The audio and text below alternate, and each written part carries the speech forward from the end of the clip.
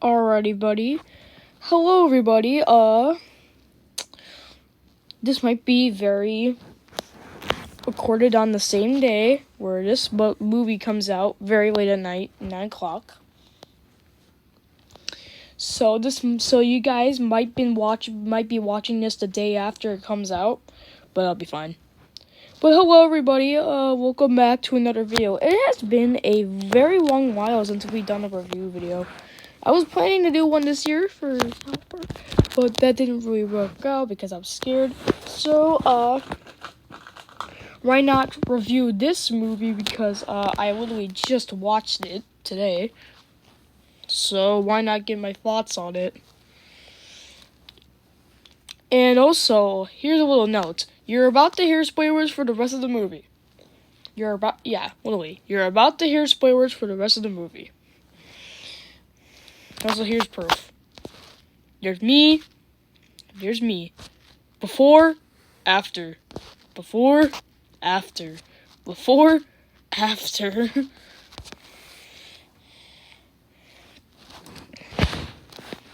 So, what is this movie about?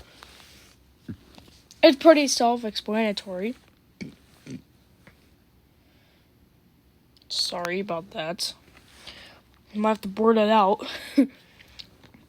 But it's very explanatory for the plot.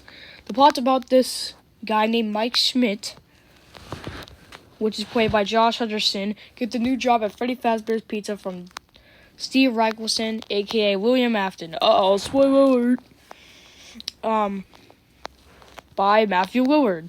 And if you know Matthew Lillard, you would probably know him for Shaggy in the live-action Scooby-Doo movies. Anyway, back to what I was saying, and he literally survives 5 nights at Freddy's. That is not a joke. He actually survives 5 nights. I just want to tell you, this movie's awesome. As a huge FNAF fan, I mean, obviously. As a huge FNAF fan I'm pretty happy to how this turned out. And I just want to explain why this is good. This is a good movie. And you can see from today, I took a picture. This was what critics said in the audience score from Rotten Tomatoes. This was 25% on Rotten Tomatoes for critics. Like, it's the whole Mario movie situation where a lot of the people in the audience loves this movie. But when the critics fly in, they just demolish of hate for it, which I think it's really weird. But I guess that's their own opinion. Hopefully this would earn a sequel. Probably not, but hopefully, because it ends on a cliffhanger, so there should be a sequel. Okay, now I'm gonna get to the point where I talk about spoilers. So if you just want to talk, if you don't want to have any spoilers, if you haven't even seen the movie, like, why wouldn't you even see the movie on opening day? But anyway, if you don't want to hear spoilers, just click off the video, watch another one, or if you have time in a different time zone when this comes out, watch the FNAF movie before this video, then come back to this video. I'll give you time. Okay, I'm still gonna do this review.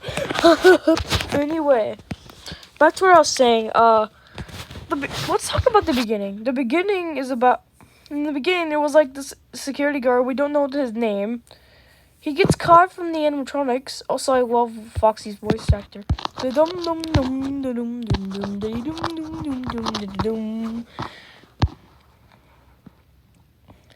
So, Foxy gets the old security guard from Freddy Fazbear's Pizza.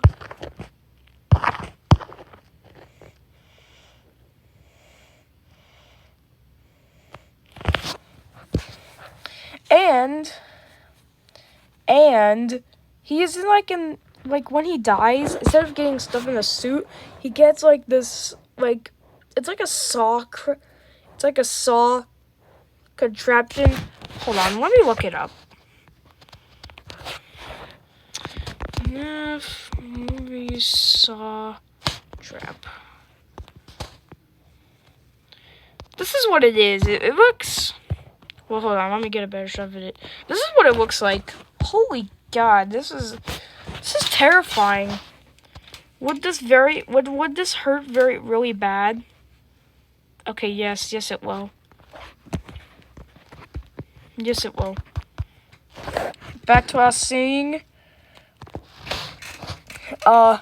He gets trapped. Also, can we just talk about the soundtrack for a second? The soundtrack is by the Neutron Brothers and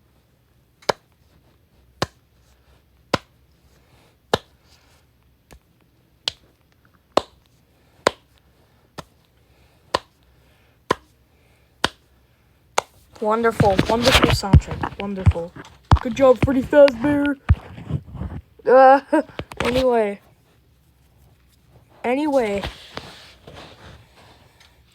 And there's also like these criminals, like not considered criminals, but like bandits,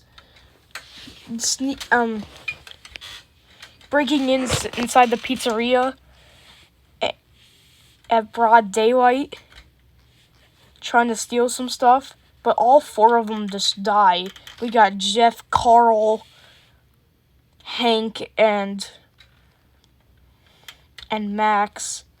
So Max gets the Bite of 87 treatment by Freddy. They really wanted to do that. Was that the Bite of 87? Jeff gets killed by Foxy for some reason.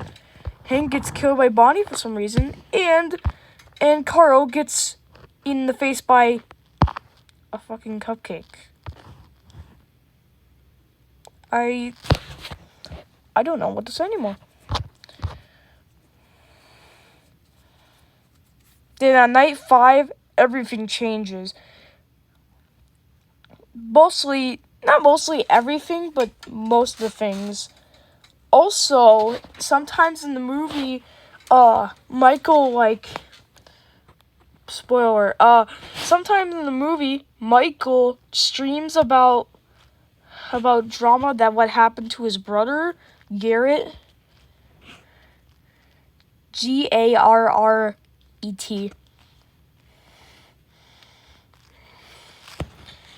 So, yeah, and a lot of the things have been changing ever since he was in the pizzeria, and some of the dreams had like the dead kids from the ghosts of the dead kids. Some of them they wanted Abby, so it's very confusing stuff. I don't want to spoil too much. Just look, I don't want to spoil too much, and it's kind of confusing, but yeah, I think you would figure out kind of perfectly in the movie, so I'm not going to spoil that much.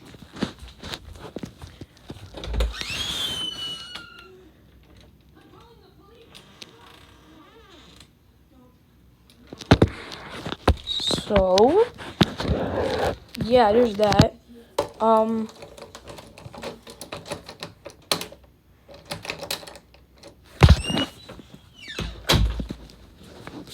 Anyway, back to what I was saying. There was also a lot of filler characters. They're there because it's funny. Like MatPat because MatPat makes a cameo in the movie. Isn't that just randomly there, or is it just a reference? I think it's also he said Ryan. It's just also he said the line. It's just a theory. Game fit. Back to what I was saying. Also oh come on.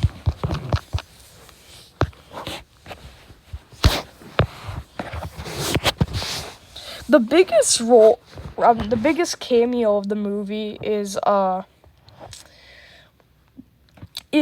Kenshin, of course. He is the taxi driver. For some odd reason, I don't know why. But it makes sense for him, the movie, because Corey had connections to Scott in a way.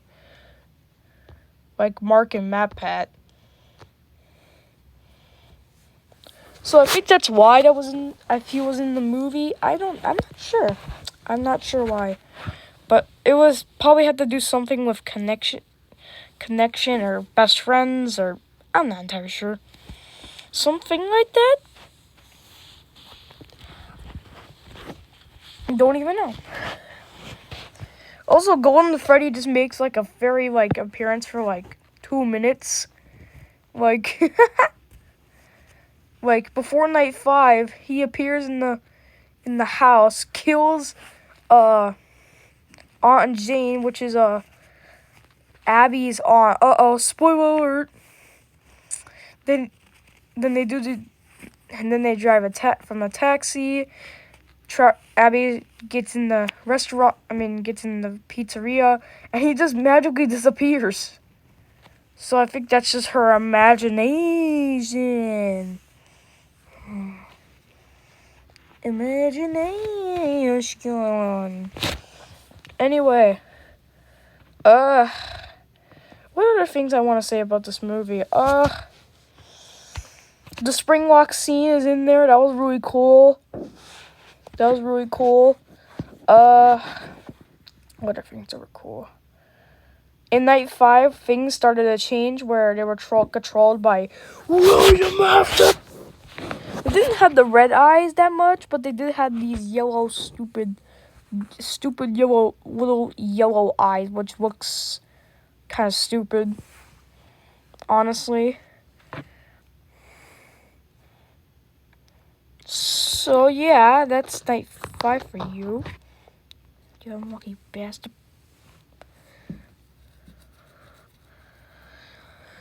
I give this movie an 8 out of 10. The only reason why it's not a 10 out of 10 is because there is flaws. Almost every movie has flaws. Here's one flaw I did not like: the pacing. Oh my god, the pacing was just really weird. The first half was really slow and just there. Besides in the dream sequences. Then the second half of the movie, it's super fast pace to the point I could just blink and it's going to the next frame and it's going to the next scene. I swear, it goes really fast. But that wasn't that big of a problem. But I just thought that was a little problem that I had about the movie. Something to point out here is that I hate this cupcake. I really do. There was a jump scare in the movie when Carl almost got eaten in the face by a cupcake. Before he got that, he was a jump scare. It was it was I don't know, with big teeth. It looked like Nightmare Cupcake for some reason. It looked like Nightmare Cupcake, which is really weird because this is only about the first game, with a mixture of the third game, a little bit because the spring walk scene. But anyway,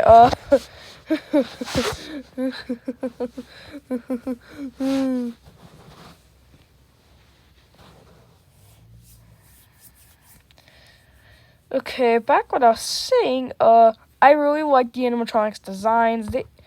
Jim Hench's Discrete Creature Shop did spot on with the animatronics. Spot on, my guy. They got all the details and all that. It looked really cool.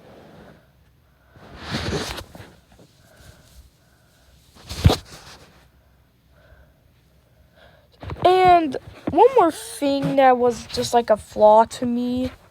A flaw is that some of the characters did not appear that much. Is either they died or they're just there.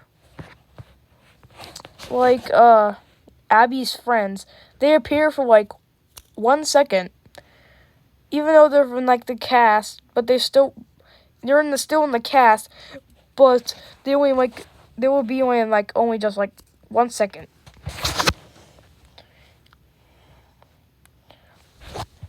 Like it's like saying if you had a main character, it's like doing from like the SpongeBob movie. Just Patrick is still in the cast, but he's like only appears for like 1 second and he never appears again. Which is kind of stupid to me. And Aunt Jane's lawyer, which made no reason to be in the movie, but he's there, he's everywhere. Who are you gonna call? Psychic Fredbear, psychic friend Fredbear. Okay, moving on. Also, other characters that didn't even had a chance to talk, like a little bit, like Carl, like one of the break-in characters, like Carl or Hank. It's not because they died; it's because they didn't even do anything. Like they haven't even talked or anything, but they still died, which is really stupid. I mean, Max and Jeff kind of makes sense because they've been here since the beginning of the movie. So, well, besides Jeff, but Max has been here for the beginning of the movie, so it makes sense. But for like Jeff or Hank or Carl, it makes no sense to be in the movie for like a few seconds. But they didn't have much screen time for like for an hour and 15-minute movie.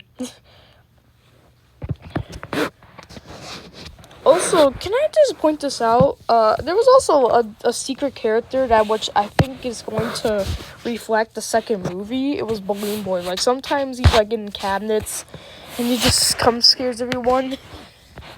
Well, specifically, near the post-credit scene where Balloon Boy jumps in the car and Corey Kardashian's just scared of him. Because he's like so tiny. He's like a Tinker Toy or like a Trolls doll or Wind Up Music Man. Thank you. Wind Up Music. He looks like Wind Up Music Man. But it's not Music Man. Instead of Music Man, it's Wind Up Balloon Boy. He looks like he's so tiny. I mean, he's not tiny as Plankton, but he's kind of small than like his size in the games. Than like the size in like FNAF 2. But I think Balloon Boy appearing in the movie a few times, probably over 3, I think that means there's going to be a second movie, or just hints there's going to be a second movie. I mean, even the clips and even it ends off with a cliffhanger. So yeah. Also, Vanessa's in the movie. Okay. Is there anything else can I say? Oh, also here's another flaw. I didn't like how they were actors for all of the animatronics, Freddy, Bonnie, Chica, and Foxy, but the voices were just never in the movie besides like once. It was only Foxy's that's the only part that they talked. That's it. One more flaw I have about the movie is that I don't remember. Crap, why did I forget in the middle of a video? Why do I forget in the middle of a video? Oh yeah. Some of the scenes that were in the trailers were either changed or they've just been completely removed. Like, that kind of makes me angry a little bit. That some scenes that was like really cool has been just taken out in the movie. Like, for example, in one of the TV spots, it shows that Chica has red eyes. The a remake version of the original Red Eyes scene in the first trailer, the first teaser trailer. But they just completely removed that from the movie. Probably because they wanted to keep. Probably because they wanted to keep the other one that was originally going to be in there that was hinted from the original teaser trailer back in May of this year. From May of this year, from earlier this year. And yeah, I think that's completely it. Guys, thank you guys so much for watching. I hope you guys will enjoy the FNAF movie if you haven't watched it already, or you can watch it again if you want to enjoy it more. Peace. And also, the next SpongeBob Plushie Pants episode is coming out tomorrow. Alright, see you then, and I'm out.